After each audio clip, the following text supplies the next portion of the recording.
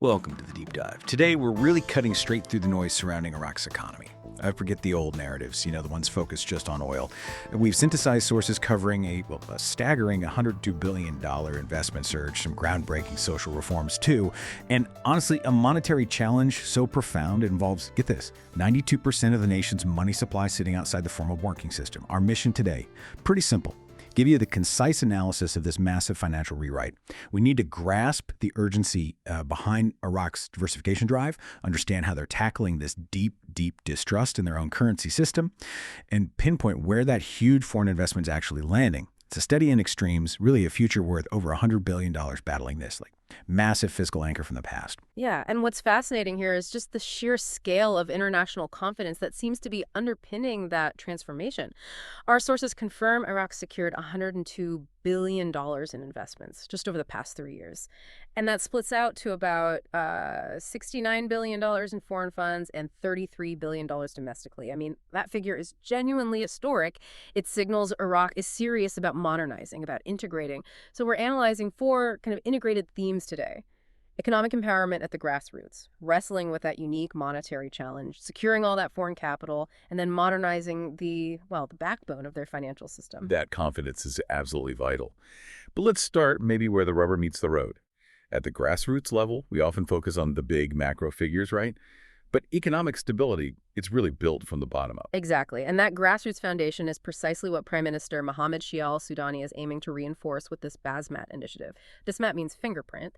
And look, this isn't just generalized aid. It's a very specific attempt, really targeted to empower women entrepreneurs through soft loans.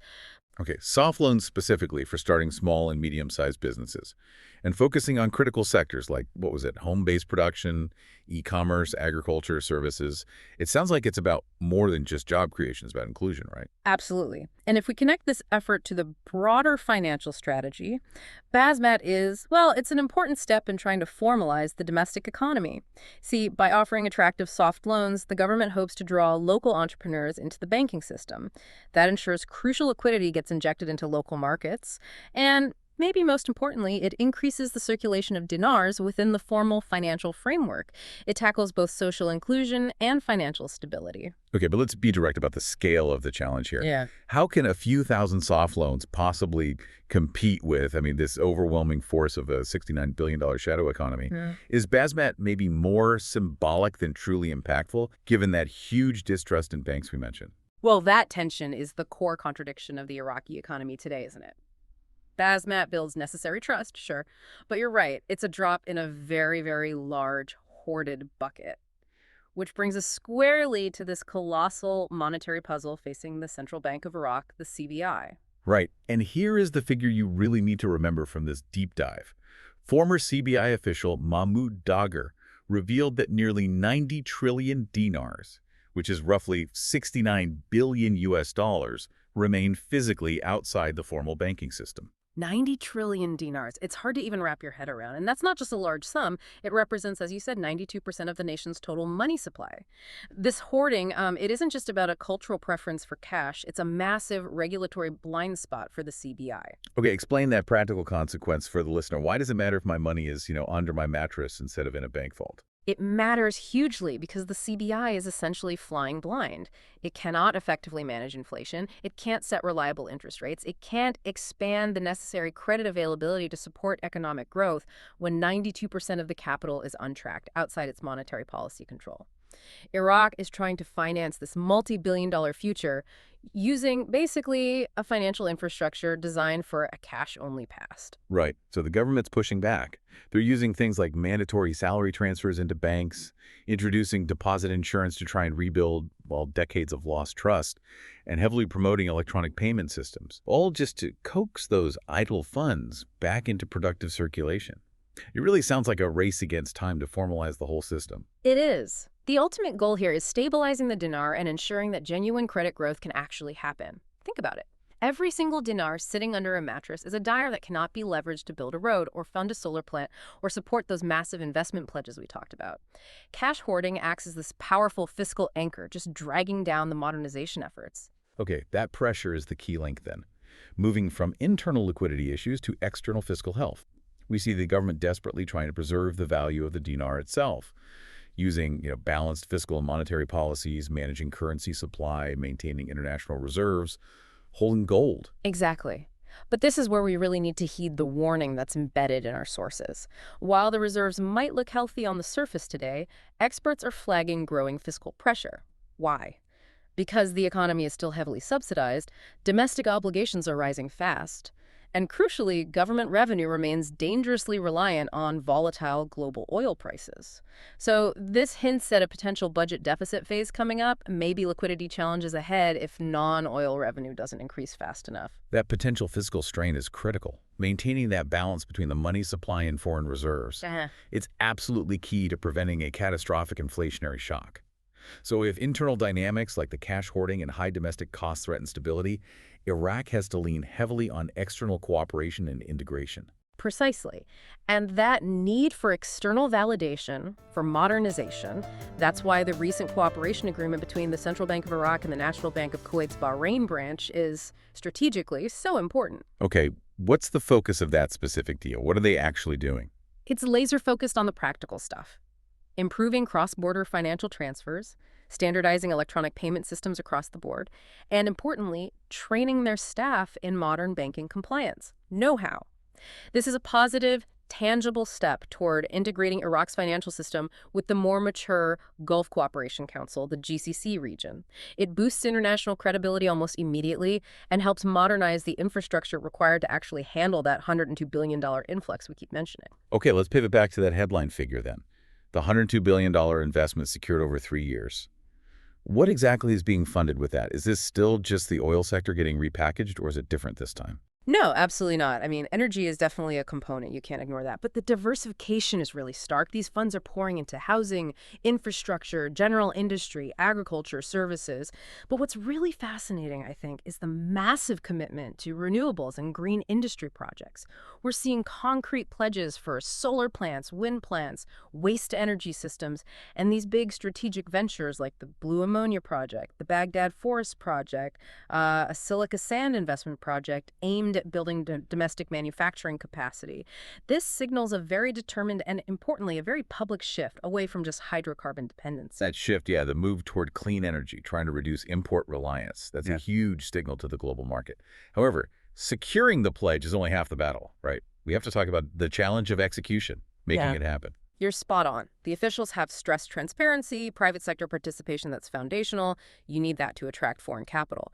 But the next challenge is operationalizing this $102 billion. Converting pledges into sustained long-term GDP growth into actual jobs, that requires far more than just cutting a ribbon on a project. It requires ensuring the infrastructure is ready, securing consistent power supplies, which is still a major issue, and crucially, reducing the bureaucratic red tape that so often suffocates these large projects in practice. Let's be blunt.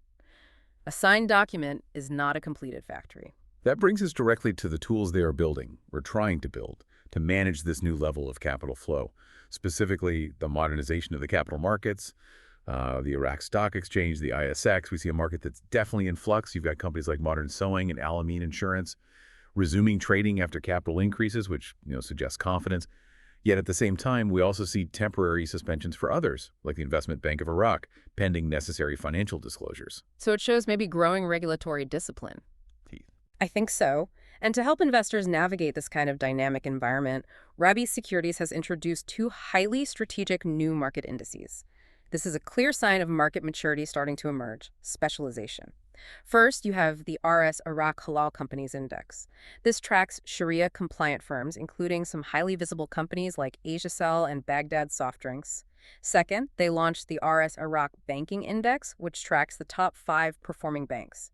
This provides essential data-driven analysis, which both institutional investors and, eventually, retail investors need. The introduction of that halal index is particularly clever, isn't it? It feels like a specialized tool designed specifically to attract institutional money from the Gulf and other Islamic markets, markets that require Sharia-compliant investment vehicles. It connects the capital market directly back to that regional integration strategy we discussed. Absolutely, it's a smart play. And supporting this overall movement toward maturity, the Union of Arab Securities Authorities launched a Smart Investor Guide, which Iraq participated in developing. The goal there is promoting foundational financial literacy. Capital increases attract the big money, sure, but literacy tools are essential for protecting retail investors and building long-term domestic participation in the market. Right. And just as a final note on diversification, it's not all just hard infrastructure and bank indices, is it? There was that mention of Iraq and France signing a cinematic cooperation agreement covering training, policy development. It's maybe a small thing, but it's a significant indicator that diversification extends even to the creative economy, boosting soft power industries. Yeah, it's a critical recognition, I think, that economic strength today is multifaceted. It's not just oil and steel anymore. It's also intellectual property, media, data, culture. Okay, so let's try and synthesize the core tension we've extracted from all these sources for you. On one hand, we have this surging economy, defined by massive external investment, that $102 billion push, and real grassroots empowerment efforts like Basmat. Juxtaposed, though, with this overwhelming internal monetary challenge. Nearly 90 trillion dinars, 92% of the money supply, just held outside the banking system. What's truly fascinating here, I think, is the sheer scale of the effort required to bridge that deep cultural, historical gap between reliance on cash and the future of digital, formal financial integration. The ability to successfully pull those 90 trillion idle dinars back into the formal system, well, it won't just stabilize the dinar, it will ultimately determine the absorption capacity for that historic $102 billion investment push. Without that internal liquidity, the external money risks just being stalled, ineffective. That really crystallizes the stakes involved. So, here is a provocative closing thought for you, the listener, to consider. Given this deep, ingrained reliance on physical cash and the experts' pretty clear warning about growing fiscal pressures, how quickly can these new specialized market indices, the halal index, the banking index, how quickly can they realistically attract the deep, long-term institutional investment that's required to actually absorb and manage that planned $102 billion, especially when the very foundation of the local banking system is currently missing 92% of its own domestic capital? Something to ponder deeply as these reforms continue to unfold. Until next time.